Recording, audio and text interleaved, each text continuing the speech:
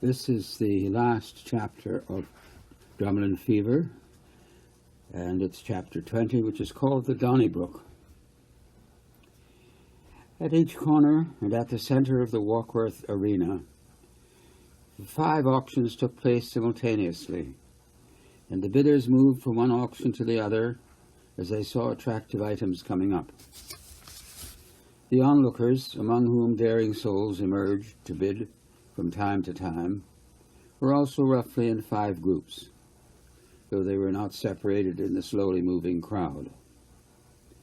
There were regular inhabitants of the township, and their friends from elsewhere in the county. There were a few professional antique dealers, some all the way from King and Jarvis Streets in Toronto. There were the Triple O visitors, caught up in a new and bewildering experience. There were other visitors, including the government party and some very strange-looking people. And there were the children. The word Donnybrook is taken from a town in Ireland where the annual fair was traditionally a place of drunkenness and rioting. The local children did not know this, but they were accustomed to carrying on the tradition. A few years back, when Warkworth was less frequently visited by city people, the children's contribution to the Donnybrook was to play games out in the fairgrounds. There they naturally divided into those who attended the local schools and all the others. By this date, however, the local children who knew each other banded together to make life difficult for all those from out of town. The coming of the Triple O voyageurs was a special challenge, and Bartholomew Cotter, already a leader among his schoolmates, organized a game in the grandstand into which the visitors were innocently invited. 2 teams were picked, Percy and City, and one member from each team was supposed to jump the grandstand rail, run twice round the stand, and be back in place for the next player to start. It was to be a relay. Bart, however, had arranged that other Percy members should be concealed behind the stand and should lie in wait to blindfold the visitors and lead them to the arena. At the last minute he changed the rules. He was an expert at this and said that contestants were to leave the stand without waiting for the others to return, at the count of 25 from the last set leaving. The visitors had mostly fallen into the trap before the remnant caught on, and a general scuffle began. In the meantime, various children kept being pushed onto the arena floor, tied and blindfolded. Bartholomew was delighted. One auction was of rather large articles of furniture piled at one end of the arena near the door. There were 2 doors, complete with frames, a battered organ, chairs of various kinds, and an apparently portable privy. A group of people were standing nearby as the auctioneer tried to get up interest in a very large picture frame. Grey-bound, middle-aged woman with a short, red-faced man. Nearby was a tattered, hippie-type lad. All 3 were gazing at the organ. "Jim, I want that organ." "Don't be a fool, Eva. You've already got one." "Want another. It'll go for nothing, you see." The next sale, bidding was running high for an old ice chest. A tall, heavy-set man with a small, neat moustache was bidding against a willowy man from the city, obviously a dealer.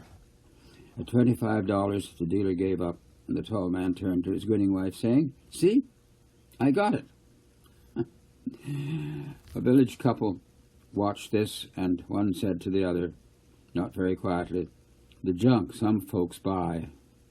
More money than sense, those people from the city, and they don't hack half as hard as us." The third joined in.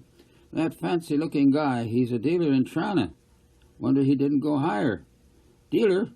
What did he do with it?" "The people who stay in Trana must be even stupider than the ones they send out here." All 3 guffawed and looked to see what would go next. Back at the first sale, the blonde woman had got the organ for $5. The hippie boy looked at it in disappointment. Higher than $4.45 he wouldn't go. The newcomer examined it proudly. See, Dominion Organ and Piano Manufacturing Company, Bowmanville, just like the one we have. Only it doesn't work. What do you do with it? Oh, I haven't thought of that. She looked across at the hippie. Would you like it? The hippie said, how much? What did you bid? $4.45. Sure, you take it, and welcome. But what'll you get out of it? Fun of bidding for it, and beating you, and giving it away. Nuts, said the man called Jim. You must have drank taken. The noise was indescribable.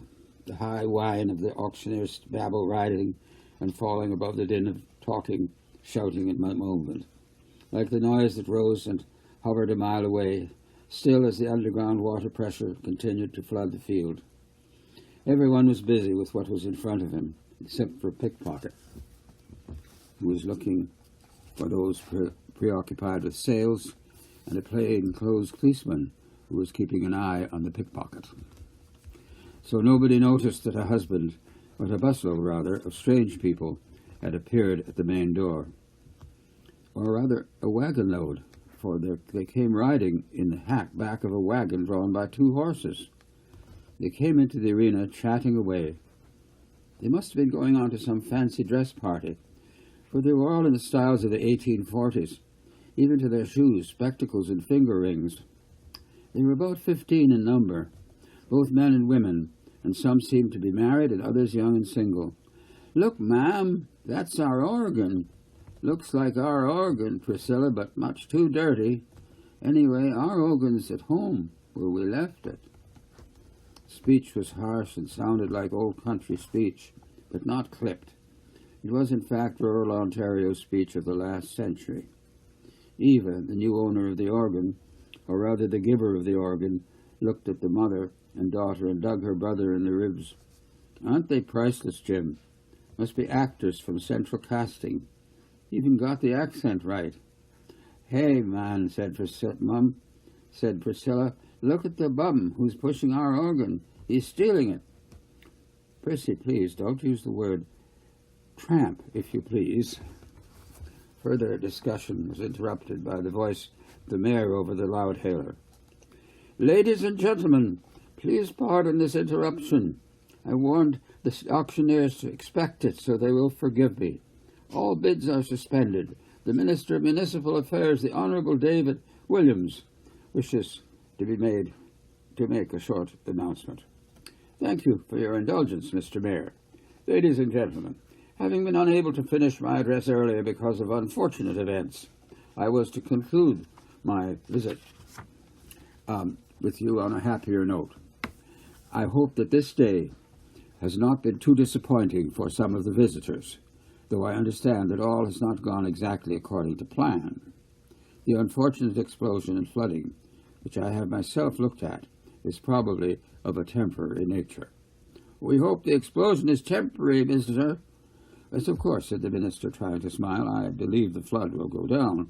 There may, in fact, be important geological discoveries as a result of the flood. The government will look into whatever compensation would be appropriate. Triple O don't need compensation, shouted one voice. Prosecution, you mean, said another. They blew up the damn place. As I was saying, we wish to end on a happy note, and I'm pleased to present to you the family about which we were also concerned. Here are Mr. and Mrs. Albert Scace and Linda and Deborah, who were missing but unharmed. Let's give them a hand. Everyone clapped politely. Linda and Debbie looked stonily at the crowd, and Debbie gave a little wave of her hand. They didn't know what the fuss was about. They don't even sleep. And a special word for their older brother Kevin, who with his brother Brian and Mr. Martin at the county office found the girls. Kevin blushed scarlet and stood close to his father. His embarrassment was partly covered, however, because at this moment yet another invasion of the arena took place. For some time the city side of the children's game had been tossed, bound, and blindfolded into the arena, where the Percy side continued to harass them. By now the blindfolded children had mostly got out of their blinders and were thirsty for the blood of their persecutors. Bart Cart was ready for this too, and shouted, just as the clapping, more earnest this time, for Kevin began, "Yay, Percy! Certain kids are jerks. Let's get 'em, kids!" At this point, the whole arena was in an uproar, children running in all directions, knocking down adults and pushing over chairs and tables. One boy found a bag of lily-bulbs donated for sale and started throwing them into the crowd. Policemen caught the pickpocket. The mayor ushered out the minister, leaving his brother's family to make their own way. The fancy-dressed visitors gathered together and began to sing, "Oh, Canada," in powerful, old-fashioned voices. Then, in a blaze of light, a procession entered by the door. The minister had just left. Father Florensky had decided to join the fun from St. John's and appeared robed in a golden vestment, two black-robed figures burning with burning tapers, and another waved a censer with clouds of pine-scented incense. The priest began to intone in deep bass while the other singers continued their national song, "Hagios Theos, Hagios Ioscaris, Hagios Athanatos, Eleison Humus." Up at Scace's Hill, Brian stood home on doctor's orders. His grandmother was in the house, but he told her he was going for a quiet walk. At the edge of the field, he saw George lighting up its tractor headlights to begin a bit of ploughing. He called to him, running as he did, "Mr. Wiseman, Mr. Wiseman." "Why, it's young Brian. How come you're not down at the Donnybrook?" "Asthma's come back. Dr. Coldwell says I mustn't." "That's too bad. Really troubles you." "Not so much you couldn't help it. The girls. Very glad that turned out so well." "How come you're not there yourself?" "Had to catch up on my ploughing. Spent a bit of time searching for those sisters of yours." "Mr. Wiseman, what do you think of that flood?" "Don't know what to make of it. Now you take water. Funny thing, water. Never knew why it comes up or where it goes down." Brian thought he had heard something like this before, so he got a word in. "Do you think it's anything to do with what we were saying about the sandhills and all that?" "Maybe. Funny things happening all over the weekend. Got a girl missing, and that explosion and flood, and them 000 voyeurs around the village, and the minister visiting. Why, we haven't had a cabinet minister in Warkworth for years. Not from Queen's Park, leastways. Too many liberals for their likes. Just a bit too much coming and going, if you ask me." Brian grinned at him, with one of his rare bursts of humour. "Mr. Erkelins would say all those things are just a coinkydink." "Coinkydink?" "Coincidence," said Brian quietly. George's serious inquiry had little time for jokes. "Now, tell me, Brian, I heard tell on the telephone, or leastways my wife heard it tell, that your sisters were sleeping all that time. Is that right?" "Yes." "Nothing wrong with them?" "No. Doctor says nothing. Just hunger." "Well, that's really something.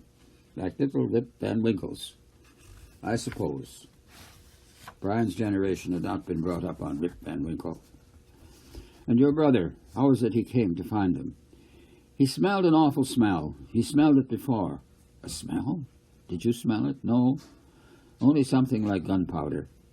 That led me to Kevin just as he found the girls." Well, very good. Suppose your mum's not too keen on those sisters of yours traveling around quite so much now." "Mum says, where boys can go, girls can go, and the countryside belongs to us all.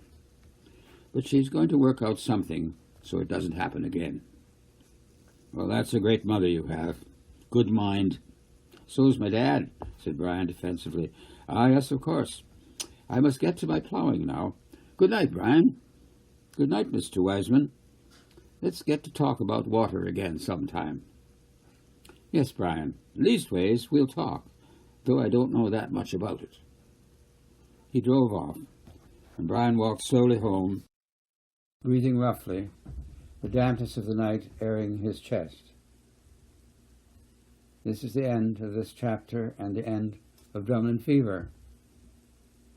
There is a sequel, The Topher, and in The Topher you will see these girls again in an exciting development in their lives. We anticipate it will be published in 2021.